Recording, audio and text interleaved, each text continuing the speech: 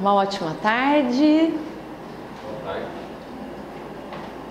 É sempre uma grande alegria estar aqui e, mais uma vez, agradecendo pela oportunidade de trabalho, pela oportunidade de divulgação da doutrina espírita.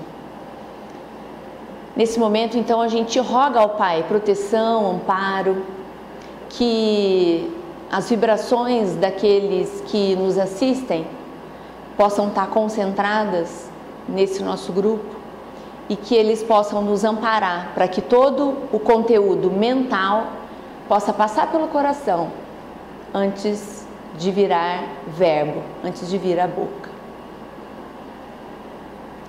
Quantos de nós, muitas vezes, em várias das épocas das nossas vidas, não pensamos, por que eu não posso tomar tal decisão? Por que tem que ser o outro que tem que tomar aquela decisão por mim?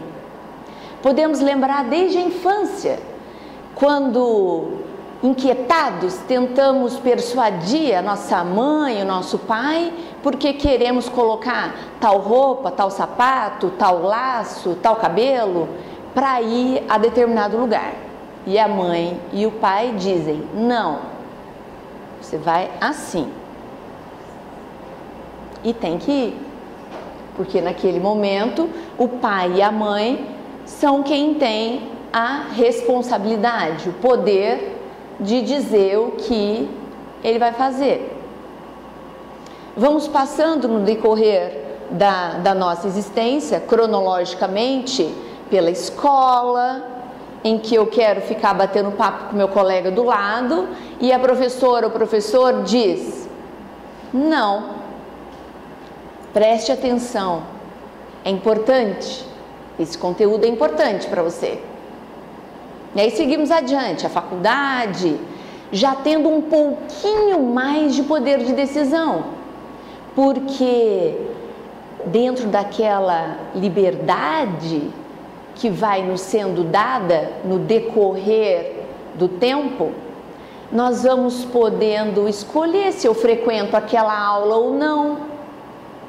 Dentro das disciplinas que são ofertadas, quais disciplinas eu vou querer fazer para aquele período? Vai aumentando a minha possibilidade de escolha. E junto disso, a responsabilidade pela escolha. E assim, no decorrer da nossa existência, vamos passando por situações em que algumas vezes podemos decidir, outras vezes não. Lembrando sempre da responsabilidade que nos cabe. Então, e responsabilidade que cabe àquele também que está tomando a decisão por nós naquele momento. Porque pensem, quantos de nós, quando nos percebemos nessa situação política que vivemos hoje em dia, nessa situação moral que vivemos hoje em dia, a gente pensa, por que não fazem desse jeito? Por que está acontecendo daquela outra forma? Mas se fosse eu... Isso acontece com vocês ou será que é só lá em casa? Mas se fosse eu... Aí na sequência vem, mas se fosse eu que pudesse escolher, eu também ia ter que arcar com a responsabilidade da escolha.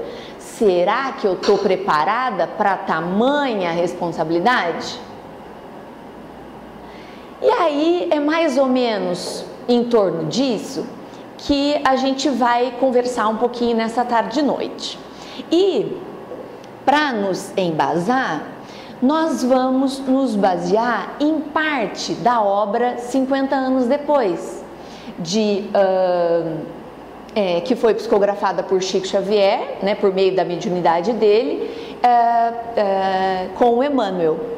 E foi a obra escolhida para o reencontro com Jesus, aquele encontro que nós fazemos anualmente no período que coincide com o feriado do Carnaval. Então, este ano a obra escolhida foi 50 anos depois e nós escolhíamos uma parte da obra que tinha nos tocado. Essa é uma das partes que me tocou. E por que essa parte eu trouxe para vocês hoje? Porque tem a ver com uma escolha que o casal, que eu vou apresentar a vocês, teve. E por que eu trouxe? Independente do desfecho que a obra tem, nós não estamos questionando o desfecho da obra, se eles tivessem feito isso ou aquilo, o que poderia ter acontecido? Não, não é essa a intenção. Mas que prestemos atenção, que possamos nos avaliar no nosso dia a dia, se nós somos parecidos muitas vezes com essa situação que os personagens do romance histórico do Emmanuel conta pra gente. Será que é por acaso que Emmanuel vem trazendo toda essa série histórica pra gente, apontando situações que muitas vezes coincidem nas obras? Por exemplo, há 2000 anos e 50 anos depois, muitas passagens a gente, nossa, mas como é parecida com a obra anterior, né? Na sequência, há 2000 anos e 50 anos depois. Emmanuel não ia perder tempo e nem fazer Chico Xavier perder tempo psicografando essa obra pra gente.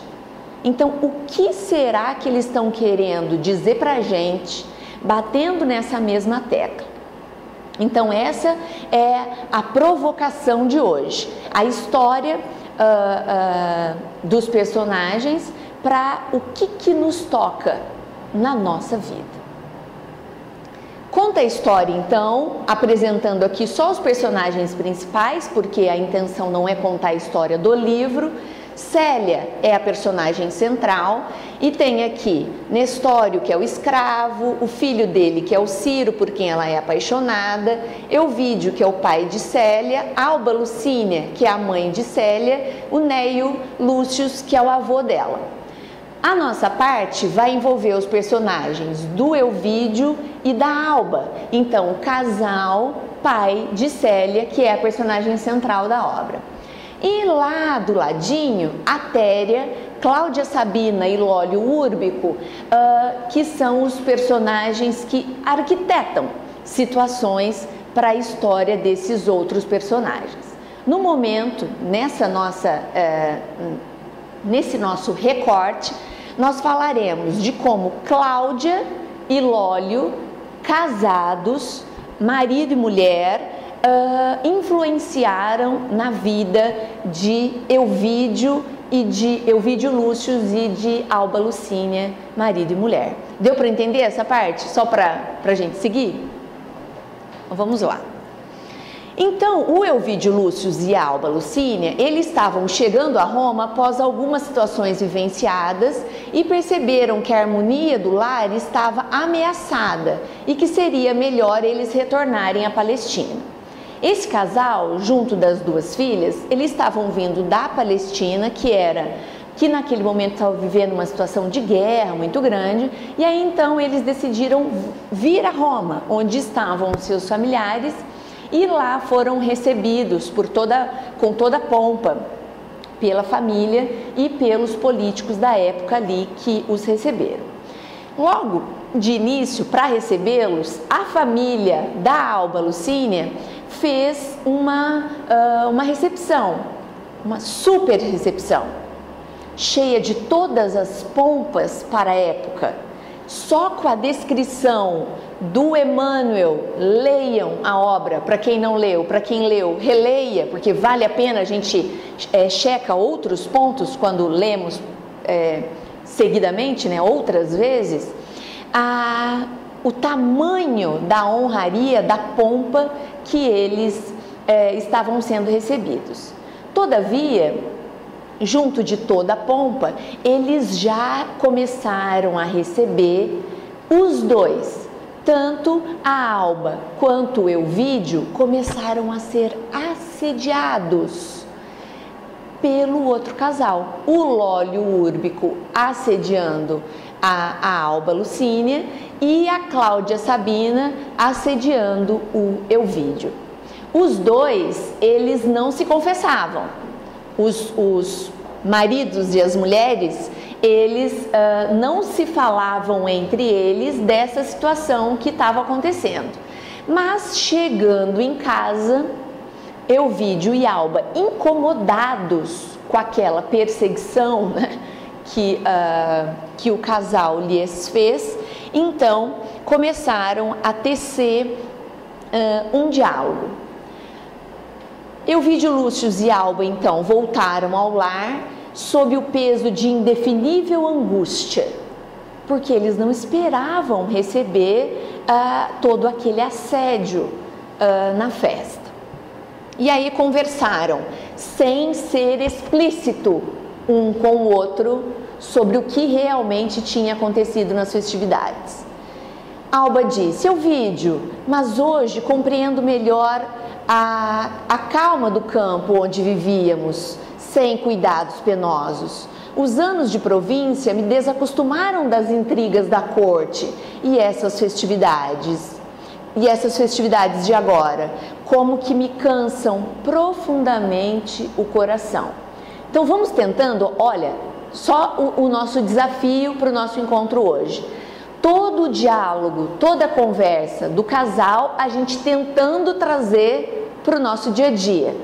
Então eles voltando ao lar, tendo vindo de uma festividade, onde o importante ali era a política, a pompa, a aparência. Concordam? E aí os dois, incomodados individualmente, conversando entre eles. Olha, pensando bem, será que não é melhor voltar à Palestina? Pensem. Olha, imaginem interiormente o que eles deviam estar vivendo. A situação na Palestina era uma situação de guerra. Eles preferiam uma situação de guerra a estarem em Roma com esse peso. Só para a gente entender o que eles estavam sentindo. E aí então respondeu: sim, querida, replicou confortado, tuas palavras fazem-me grande bem ao coração. Regressando a Roma, reconheço que estou também farto dos ambientes de convenção e hipocrisia. Temo a cidade com seus perigos numerosos para essa nossa aventura, que desejamos imperecível.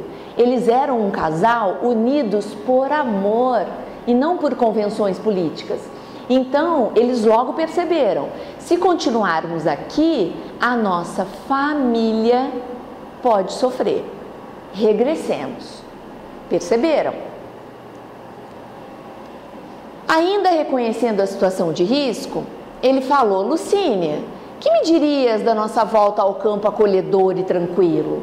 Reataríamos assim a nossa tranquila existência na província, sem as preocupações exaustivas e dolorosas que aqui nos assaltam. Vejam, falas muito semelhantes dela e dele. Aqui sinto a nossa paz doméstica ameaçada a cada passo. As intrigas da corte me atormentam o coração.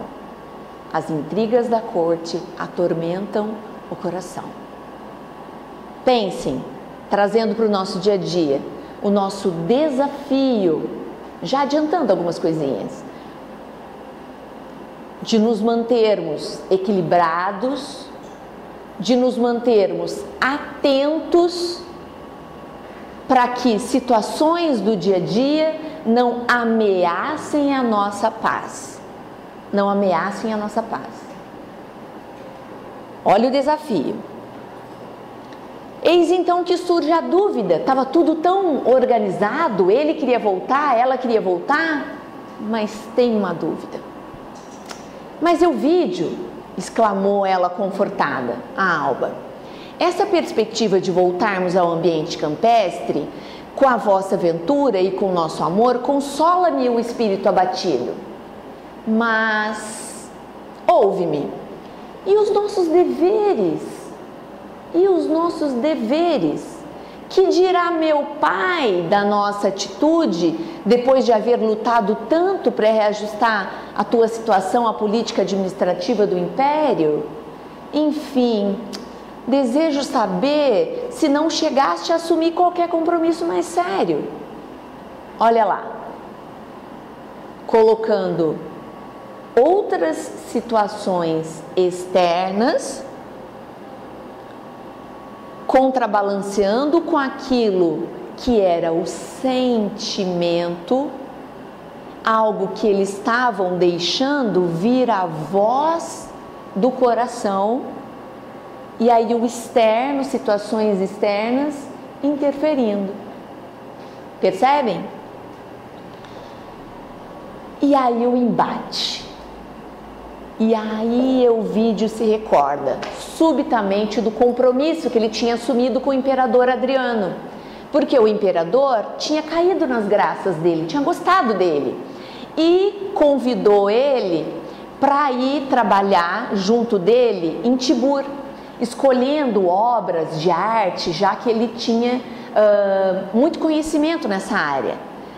Entretanto, esse convite foi realizado mais por insistência da Cláudia Sabina, aquela senhora que o assediava, lembram? E que na juventude ele tinha tido uma história com ela. Então imagine, a Cláudia Sabina, ela era uma plebeia e que depois ela tinha conseguido se casar com Lólio Úrbico, mudando então de posição social, vindo a ser a mulher do prefeito dos pretorianos ali em Roma, né? Então ela tinha acesso direto ao imperador e ela tinha convencido o imperador a convidá-lo. E ele, nossa, respondeu com um suspiro de pesar: realmente eu assumi um compromisso com o imperador. Em última análise, eu vou falar com o Fábio Cornélio. Fábio Cornélio é o pai da Alba Lucínia, sogro dele, quem estava recebendo eles com as pompas, expondo-lhe as minhas apreensões a respeito. E mesmo que ele não aprove nosso regresso, mantenhamos esperanças, pois os deuses hão de permitir nossa volta mais tarde. O que ele pensou? Já sei. Eu tenho compromisso com o imperador, mas quem sabe eu converso com o meu sogro, ele vai entender, porque ele vai querer proteger a filha dele. Concordam os pais? Não? Vou querer proteger o meu filho. Então ele já, eu tenho uma esperança, vou falar com o meu sogro, a hora que eu expor a situação para ele, ele vai me apoiar. E aqui ainda a dúvida, trazendo para os nossos dias. Mantenhamos as esperanças, pois os deuses hão de permitir. Trazendo para o nosso dia a dia. E as nossas esperanças? E a nossa fé? Nós estamos depositando só em Deus? Só nos benfeitores? E deixando com Ele, entrego realmente a minha vida nas tuas mãos, mas só está com Deus, a minha parte não está sendo realizada? Ou não, eu já me despertei para isso, que precisamos também cumprir com a nossa parte. Então, vale lembrar nessa fala do Elvídio. E aí então, a surpresa. O pai da Alba Lucínia, o Fábio Cornélio, recebeu aquelas alegações tomados de surpresa, reprovando os projetos deles voltarem à Palestina, encarecendo-lhe que, semelhante ao Vitre, demonstrava muita infantilidade da sua parte. Onde se viu? E aí ele disse: não estava com a posição financeira consolidada? O que será que nós pensaríamos? Pensaríamos como o Fábio Cornélio? Vocês querem voltar? Mas a posição financeira está consolidada. Permanecer em Roma do lado da família era um fator de paz. Ele até questionava: não é um fator de paz? Vocês não conseguiram as graças de Adriano, do imperador, a ponto de se integrar no mecanismo político-administrativo com todas as honras de um tribuno militar? Olha isso, botou em xeque. E aí então, já que ele viu que não ia ter jeito, ele abriu o coração para o sogro. Falou, eu vou ter que apelar, né? Vou ter que contar tudo para ele para ver se eu toco o coração dele. E aí então ele abriu o coração, contou para o sogro sobre as aventuras dele da mocidade. Porque o que ele imaginou? O meu sogro, sabendo, querendo proteger a filha, agora ele vai nos liberar para voltar à Palestina, e convenceu o Adriano que também nos libere. Será? Olha o que o Fábio Cornélio, sogro, disse para ele: compreendo os teus escrúpulos, esclarecendo que na minha situação atual, o sogro disse, na minha situação atual, dependo inteiramente do apoio do Lólio Úrbico e da sua esposa, no mundo tanto das políticas quanto dos negócios. Faze o possível, auxilia-me. Imagine, ele foi pedir ajuda e o outro está dizendo que não, que é para ele ajudá-lo. Auxilia-me nessas contingências. Não recuses a oportunidade que Adriano está te dando em Tibur e faz o possível por não desgostares o espírito vingativo de Cláudia, principalmente nas atuais circunstâncias de nossas vidas. Eles estavam com situação financeira ruim. Aí vocês falam, vocês devem estar pensando agora, mas espera aí, eu acho que a Ariana contou alguma parte errada. Por quê? Não acabou de falar que eles receberam o casal com toda a pompa e honraria? Situação financeira ruim. Olha o mundo de aparências. Olha o mundo de aparências. Então ele dependia do casal, Cláudia e Lólio. E agora? Posição financeira, permanência em Roma, as graças do imperador da época, a integração na política, faz sentido para os nossos dias? O que a gente vai escolher? Aí vocês devem estar pensando, ixi, lá vem a Ariana. Ai, seguir isso ou seguir aquilo. A gente já tem conhecimento suficiente para reconhecer, para entender que eu não posso ter dois deuses, dois senhores. Que eu sou espírito imortal e não matéria imortal, e que precisamos ter o equilíbrio entre espírito e matéria. A intuição ou a razão? Vivemos nessa situação no nosso dia a dia? Antes de vir para cá, eu estava pensando, e isso é um assunto que me provoca muito. Vem me provocando. Por que a gente faz isso com a gente? Por que a gente sabe, a gente não pode falar que a gente não sabe. Por que a gente sabe das coisas? E quando eu falo saber das coisas, não estou falando da vizinha do lado. Eu estou falando as coisas sobre o espírito imortal. Nós somos espíritas. Nós já temos conhecimento da doutrina reveladora. E por que a gente não faz nada? E por que a gente cruza os braços? Quando eu digo não faz nada, é no sentido de ainda fazer os mínimos esforços. Fazer ainda muito pouco dentro do que a gente poderia fazer frente ao conhecimento que a gente possui. E aí eu dizia, em dezembro, quando tinha voltado a trabalhar, né, na divulgação da doutrina espírita com as exposições, que eu não tinha resposta. E não é que hoje eu fiquei pensando e eu acho que eu já tenho um caminho? Vou contar para vocês. Veja se vocês concordam. Não vai resolver, mas eu acho que vai ajudar. Por que será que a gente ainda faz isso? Não foi o questionamento? Por conta do nosso hábito. Por conta do nosso hábito. Olha quanto tempo a gente vem arrastando a matéria. Olha há quanto tempo que a gente descobriu que nós somos espíritos. Até que é recente, não é? que aquilo que eu investir em mim, de verdade, é o que eu vou levar comigo para minha origem, que não é aqui, eu estou passando por aqui. E aí,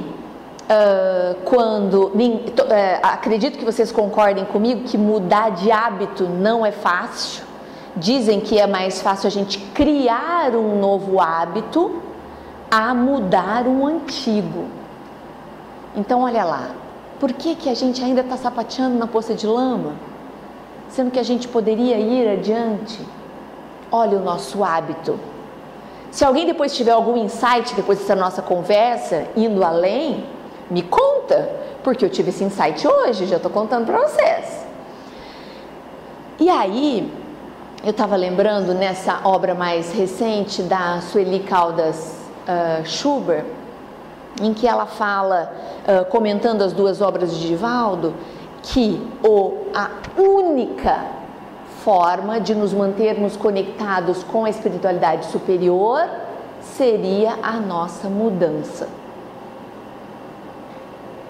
As coisas não estão se encaixando? Então a gente vai precisar ir além. Precisar ir além. Eles tiveram a intuição, eles receberam a inspiração de que eles precisavam retornar à Palestina. Mas por que nem sempre a razão é infalível? A gente não fala, eu tenho que ser racional nessa situação. A gente não fala isso? Preciso deixar a razão. Seria infalível, os benfeitores responderam a Kardec, nessa questão 75A, se não fosse falseada pela nossa má educação, pelo orgulho e pelo egoísmo. Ou seja, quanto a nossa má educação, o nosso orgulho e o nosso egoísmo estão falseando a nossa razão? A gente é que vai saber responder. Cada um de nós. Olha lá, pegando o exemplo do Fábio Cornélio, ao invés de ouvir a situação do outro e tentar ajudar, ele já quis, não, peraí, se você tomar essa decisão aqui, ele não pensou, a sua família pode não querer, ou o casamento da sua filha que está para acontecer pode atrapalhar. Não, ele não pensou, ele pensou na situação dele. Olha o egoísmo. Ele estava preocupado com a situação dele. Espera aí. E o nosso interesse pessoal, a chaga ainda da humanidade. E é muito interessante porque às vezes a gente pensa, não, eu não sou egoísta, já estou indo um pouquinho além, já passei. A hora que chega o interesse pessoal, gente, que tropeço! Porque a gente se vê tomando decisões em situações do dia a dia, e que a hora que você pensa assim, por que eu estou optando por aqui e tentando convencer a Marilene de vir por aqui comigo também? Será que é melhor para nós duas, para as nossas famílias? Ou será que é melhor para mim e aí eu quero convencê-la de vir comigo, porque senão, se ela decidir pelo outro caminho, pode interferir no meu? Como que será que tá pra gente o nosso interesse pessoal? E aqui só para a gente lembrar, né, já que a gente quer chegar um dia na perfeição moral, passando então, vou precisar conhecer a mim mesmo para chegar à perfeição moral, e que a raiz dos nossos vícios ainda é o egoísmo. Ainda é o egoísmo. E que para eu mudar, eu vou ter que então desenvolver as minhas virtudes para conseguir ter caracteres de um homem de bem. E ele fala, Kardec, querendo nos orientar, já perguntou aos benfeitores espirituais e eles nos orientam que o interesse pessoal é um sinal característico de imperfeição. Qual o sinal mais característico de imperfeição? O interesse pessoal. E olha que interessante, o homem ele pode possuir qualidades reais que o mundo possa considerar um homem de bem, mas essas qualidades com quanto assinalem um progresso que nem sempre suportam certas provas. O verdadeiro desinteresse, hoje em dia, é coisa ainda tão rara na Terra que quando se patenteia, todos o admiram como se fora um fenômeno. É extra, é fora do comum. E aí, só lembrando, aquilo que Fábio Cornélio pedia para o casal fazer era, achando que era a verdadeira felicidade, para a vida material. Olha o que os benfeitores responderam para a gente que é realmente a verdadeira felicidade. Para a vida material, a posse do necessário. Para a vida moral, a consciência tranquila e a fé no futuro. Então a gente poderia ficar aqui só falando nisso, né? Só para a gente contextualizar no recorte da obra 50 anos depois. Vale a pena nós assumirmos ficar com a matéria? Faz parte da verdadeira felicidade? Porque aos olhos do mundo, realmente, o casal tinha tudo o que a gente esperaria para ser um casal feliz. E eles estavam querendo abandonar aquilo para retornar a uma vida simples. A uma vida simples. Olha o segredo. Ontem, excepcionalmente, assistindo TV, assisti um pedacinho de um programa em que dizia das pessoas retornando à simplicidade. Retornando à simplicidade.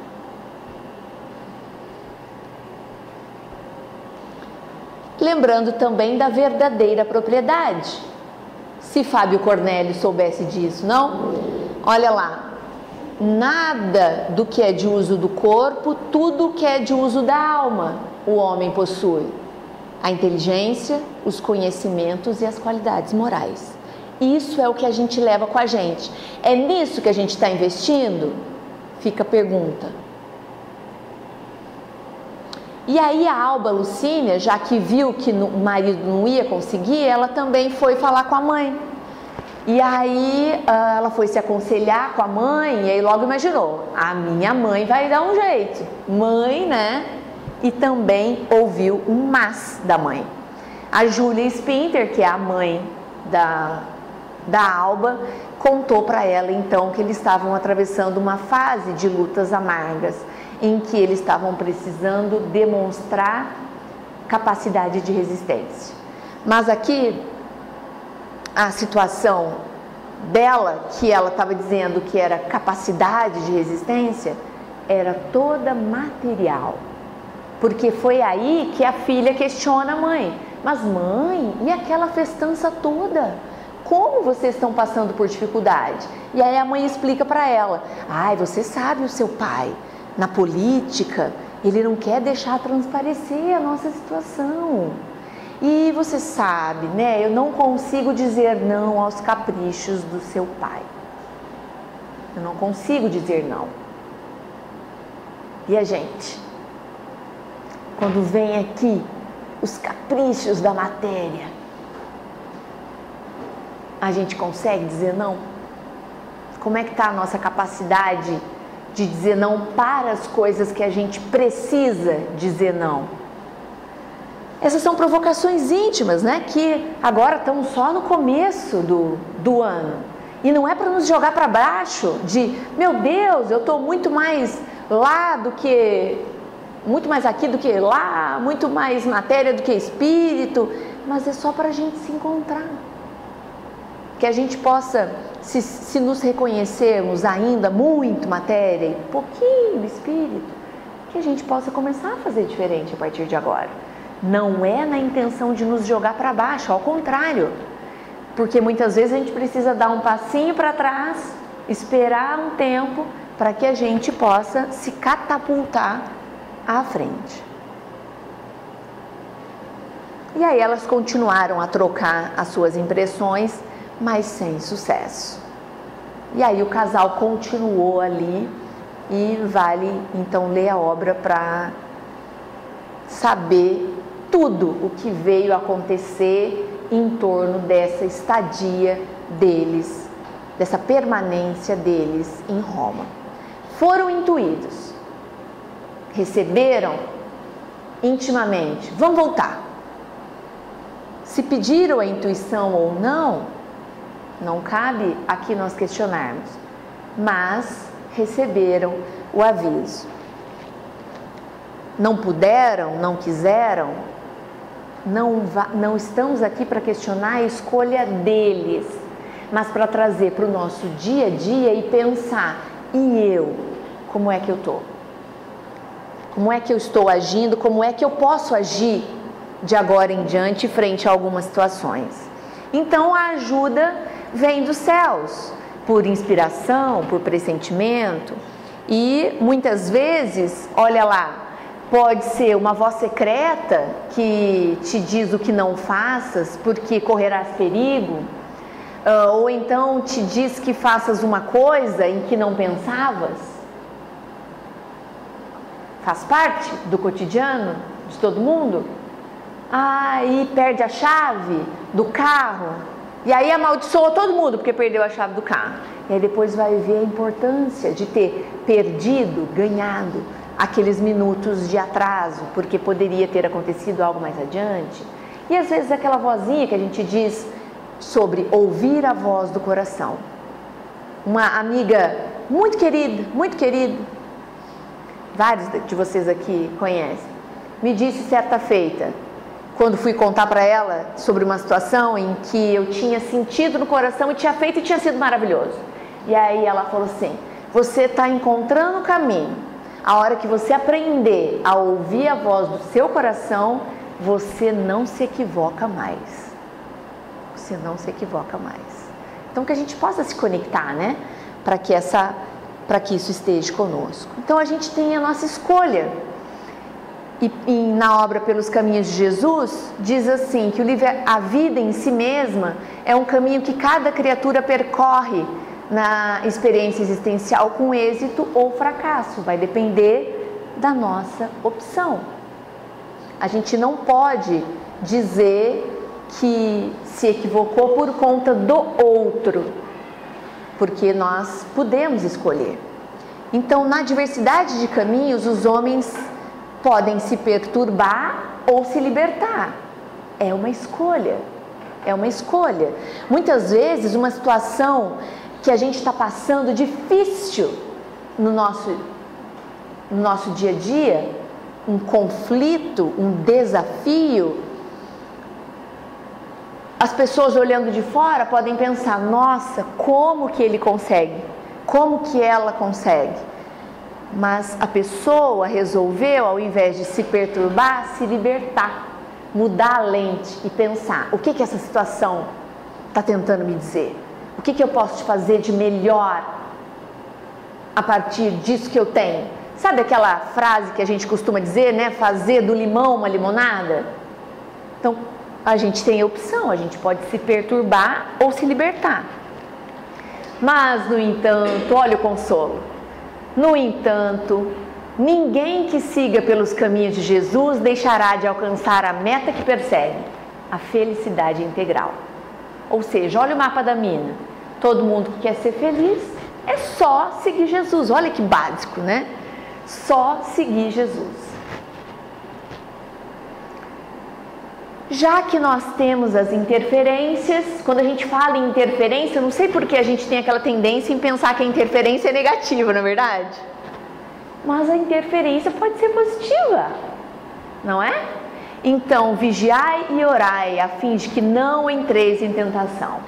O espírito, na verdade, está pronto, mas a carne é fraca. A carne é fraca. Eu gosto muito de uma frase que Jesus falou a Pedro, que o homem do mundo é mais frágil do que perverso. É mais frágil do que perverso. Eu gosto tanto dessa frase, porque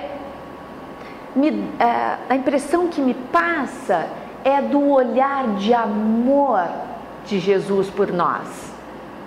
Não, calma, a Ariana não é tão ruim assim, ela só é frágil, ela tem conhecimento, mas ainda não está conseguindo colocar em prática. Mas botaram ela num servicinho lá na Terra, que ela precisa estudar a doutrina espírita. E estão começando a dizer para ela que a orelha que mais precisa ouvir é a que está perto da boca. Então ela vai conseguir, ela vai se enquadrar, ela vai se encaixar. Então a gente é mais frágil do que perverso. Tenhamos compaixão de nós mesmos e naturalmente para aqueles que estão conosco no caminho. São mais frágeis do que perversos. E aí a gente tem o recurso da oração. Seja o que for que peçais na prece, crede que o obtereis, e concedido vos será o que pedirdes. Entrego a minha vida nas tuas mãos, não foi o que você nos disse ao início? Que bom quando nós já pudermos estar libertos disso. Cumprirmos com a nossa parte e dizer a Deus: olha, Pai, a minha vida está nas tuas mãos, o que for feito tem o meu aval. Já pensou falar para Deus, tem o meu aval? Mas que saibamos pedir. Deus lhe concederá sempre se ele o pedir com confiança. É a coragem, a paciência, a resignação. Também lhe concederá os meios de se tirar por si mesmo das dificuldades. A gente quer falar com Deus e ele fazer. A gente fala, vou colocar nas mãos de Deus, a gente não fala. E aí por quê? Para Deus tirar para a gente. E aí eles explicam para a gente, olha lá. Lhe considerar os meios de tirar por si mesmo das dificuldades mediante ideias. Olha a interferência boa. Que fará-lhe surjam os bons espíritos. Surgiram os bons espíritos, deixando-lhes dessa forma o mérito da ação. Ainda são queridos, eles assopram para a gente a cola, eles dão a cola, e aí a gente vai tirar um notão, se a gente souber ouvir, e eles ainda deixam a gente pensar que o mérito é da gente. Olha que maravilha. Desde que nos saibamos conectar, desde que saibamos utilizar esse recurso. E aí, quando a gente vai ler sobre a prece, que hoje a gente já está com o tempo adiantado, mas lembrar a prece do coração, não a prece dos lábios, a prece que muitas vezes é um pensamento curto, de segundo, e não aquela prece de joelhos à frente de uma multidão para que todos vejam que estamos orando. A gente pode estar orando em qualquer lugar, rogando então ao Pai proteção, amparo, intuição, resignação, para que a gente saiba cumprir nós a parte que nos cabe, e ao invés de achar que essa parte aqui não é do outro, a felicidade integral eu só não tenho porque aquele outro ali, e não é. Então que saibamos utilizar, que tenhamos bom ânimo. Ele assiste os que se ajudam a si mesmo, em conformidade com essa máxima: ajuda e o céu te ajudará. E o que o homem quer é ser socorrido por milagre, sem despender o mínimo esforço. Será que é alguma bobagem? Pedi e obtereis. Eficácia da prece, transmissão do pensamento. Vale a gente dar uma olhadinha na grandeza desse conteúdo. E aí vem o Espiritismo, que torna compreensível para a gente a ação da prece, para que a gente tire de nós essa ideia antiga, antiquada do milagre. O Espiritismo torna compreensível a ação da prece, explicando o modo de transmissão do pensamento, quer no caso em que o ser a quem oramos acuda ao nosso apelo, quer em que apenas lhe chegue o nosso pensamento. Já temos essa revelação. E Jesus é a nossa inspiração, o nosso modelo, o nosso guia. Ele, usando uma linguagem simples e atual em todas as épocas, veio revolucionando interior e exteriormente os indivíduos que travam contato com o seu conteúdo. Não dá para ser indiferente frente ao que Jesus nos propõe. Não dá. mexe com a gente, incomoda. A gente pode jogar debaixo do tapete, fingir que não está vendo, mas não dá para ser indiferente, não dá. Em algum momento a gente vai encontrar ali onde a gente deixou guardadinho. Ele ainda continua incompreendido há mais de 2000 anos. Imensurável na sua grandeza, permanece incompreendido na mensagem de que se fez portador. Então, que tenhamos olhos de ver e ouvidos de ouvir, e que possamos, olha só a profecia de Isaías, quanto ela é atual para o nosso dia a dia. Ouvindo, ouvireis, mas não compreendereis. E vendo, vereis, mas não percebereis. Não quero isso para mim. Eu quero olhar e ver, escutar, ouvir e escutar, não é? E aí continua, porque o coração deste povo está endurecido. É por isso que a gente olha e não vê, ouve e não escuta. É por isso. Mas que sigamos fazendo a nossa parte, além da vontade dos lábios. Além da vontade dos lábios. Que muitas vezes dizemos que queremos seguir pelos caminhos com Jesus, mas as nossas atitudes vão na contramão. Que possamos nos ajudar para recebermos também a ajuda dos céus.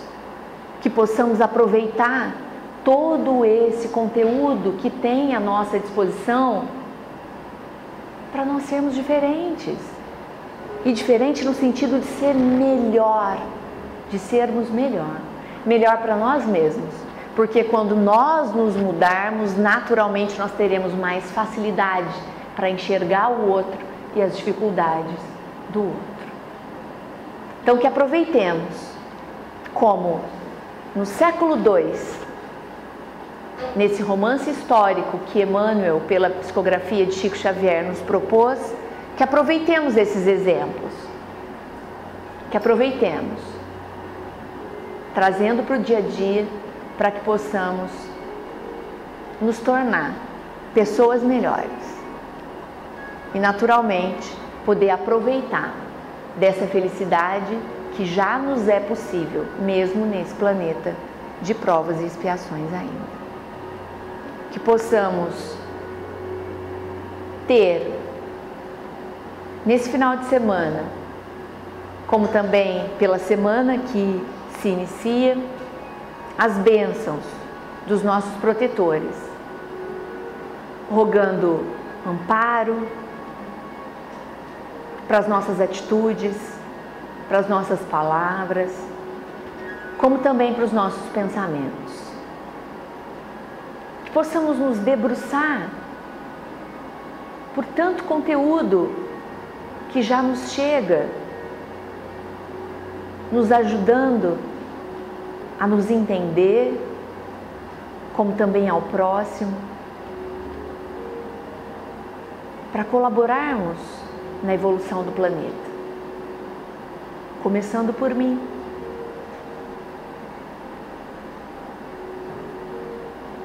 Que possamos nos inspirar, que possamos nos propor fazer diferente, fazer melhor. Que num momento de desafio, de raiva, tenhamos bom ânimo. Que pensemos, que elevemos o nosso pensamento, rogando esse amparo, para que saibamos ouvir o nosso coração. Mas o nosso coração precisa estar cheio de coisas boas, para que ele também nos traga amparo e para que ele nos ajude nas melhores decisões. Sigamos então com Jesus, Que essa semana seja bendita como todas as outras, cada vez melhor, na medida em que nos esforçarmos para tanto. Muito obrigada, Senhor.